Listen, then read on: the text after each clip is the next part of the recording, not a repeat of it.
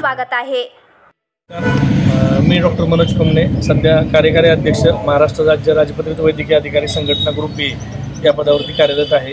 Actually आम्ही संघटनेच्या वतीने 2 पथकं तयार केली होती। त्यातले एक पथक बीड येथे संबंधित आमच्या सहकारी महिला वैद्यकीय अधिकाऱ्यांच्या घरी व्हिजिट देण्यासाठी गेले आणि एक पथक आमचं पलटण उपजिल्हा रुग्णालयाला भेट देण्यासाठी। आम्ही आज सकाळ आल्यापासून आम्ही जी माहिती घेतली ती खरोखर नक्की वस्तुस्थिती काय आहे, वैद्यकीय अधिकाऱ्यांबाबत आम्ही आमच्या सहकारी वैद्यकीय अधिकाऱ्यांशी बोललो, कर्मचाऱ्यांशी बोललो, वरिष्ठ अधिकाऱ्यांशी बोललो।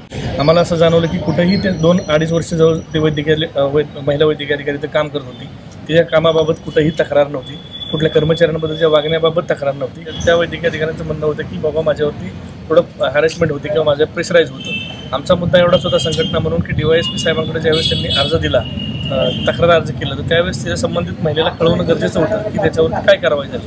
May be wrong or right, आपल्याला त्याबद्दल काय बोलायचं नव्हतं, परंतु त्यावर कुठलीही कारवाई करण्यात आली नाही। त्या उलट त्यांनी माहिती अधिकारामध्ये माहिती विचारली, त्यालाही उत्तर देण्यात आलं नाही। त्याच्या उलट जूनमध्ये त्यांनी ज्यावेळेस तक्रार केली, त्याच्यानंतर 31 जुलैला संबंधित पोलीस अधिकाऱ्यांनी आमच्या वरिष्ठ अधिकाऱ्यांकडे तिच्याबद्दल तक्रार केली।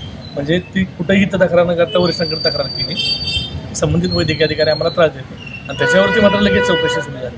कदाचित ह्या गोष्टीचा ट्रॉमा तिला बसला असेल आणि त्यामुळे नवीन वैद्यकीय अधिकारी असल्यामुळे तिने ह्या टोकाचं पाऊल उचललं गेलं असेल।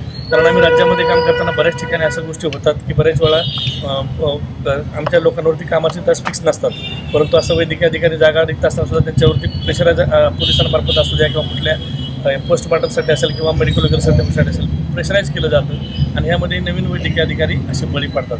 कारण हे टोकाची भूमिका घेतल्यामुळे आपल्या सर्वांना लक्षात आलं, पण असे बरेचसे वैद्यकीय अधिकारी असं आतल्यात सहन करत असतात आणि त्या ठिकाणी जर आम्हाला अप्रोच झाले तर आम्ही त्यांचं नक्कीच समुपदेशन करून आम्ही त्यांना सपोर्ट करतो। परंतु दुर्दैवाने ह्या केसमध्ये असं होऊ शकलं नाही, कारण आमच्यापर्यंत ही वस्तुस्थिती आली नाही। आमचं सध्या मागणं एवढंच आहे की ज्या पोलीस ऑफिसरबद्दल त्यांनी तक्रार केली त्या स्थानिक पोलिसांनी चौकशी न करता SIT मार्फत चौकशी व्हावी, कारण त्यांना न्याय कसा मिळणार? जर अगोदर तिला साध्या तिच्या पत्राची दखल घेतली गेली नाही, आता तिला न्याय कसा मिळणार हे आम्हाला शंका आहे। त्याच्यामुळे आमची पहिली मागणी आहे की SIT मार्फत चौकशी व्हावी, संबंधित आरोपी जे असतील त्यांना तात्काळ अटक करण्यात यावी आणि एक उच्च शिक्षित वैद्यकीय अधिकारी होतकरू आज आपण पण पाहिलं असेल तर इथं विचारला तर लक्षात येईल की कधीही तिची कुठलीही तक्रार नसती, असे वैद्यकीय अधिकाऱ्याचा जीव गेलेला आहे। तर याबाबत संबंधित अधिकाऱ्यांना सेवेमधून बडतर्फ करावं हे आमच्या मागणी आहेत आणि यासाठी आम्ही आजच हे 2 पथकं ज्यावेळी संध्याकाळी ऑनलाईन आम्ही राज्य कार्यकारिणीची बैठक घेणार आहोत आणि जर ह्या आमच्या मागण्या मान्य नाही झाल्या तर आम्ही पुढची दिशा ठरवणार। कारण आम्हाला सांगायचं आपल्या माध्यमातून एवढंच आहे की बऱ्याच वेळा MLC असेल किंवा पोस्टमार्टम असेल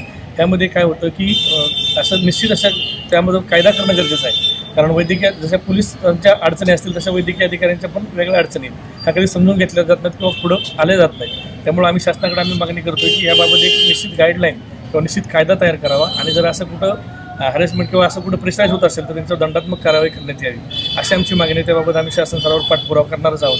परंतु ह्या आमच्या तात्काळच्या लोकल हे संदर्भाच्या मागण्या जर मान्य नाही झाल्या तर आम्ही नक्की आज संध्याकाळी आमच्या होणाऱ्या बैठकीमध्ये चर्चा करून पुढील आक्रमक आंदोलन करण्याच्या दिशेने आमची चर्चा होणार आहे। पुढं झालं नाही ना, आमची अपेक्षा काय होती, कदाचित ती चुकीचं असेल की बरोबर असेल हे आपण ठरवू शकत नाही, परंतु त्यावरती निश्चित आपल्या प्रत्येक सामान्य नागरिकाला पण अधिकार आहे की आपल्या अर्जावरती काय झालं हे बघायचं। आणि अशा वेळेस जूनमध्ये तक्रार केली तिला काहीच कळलं नाही, हा पण मेंटल ट्रॉमा प्रचंड प्रमाणात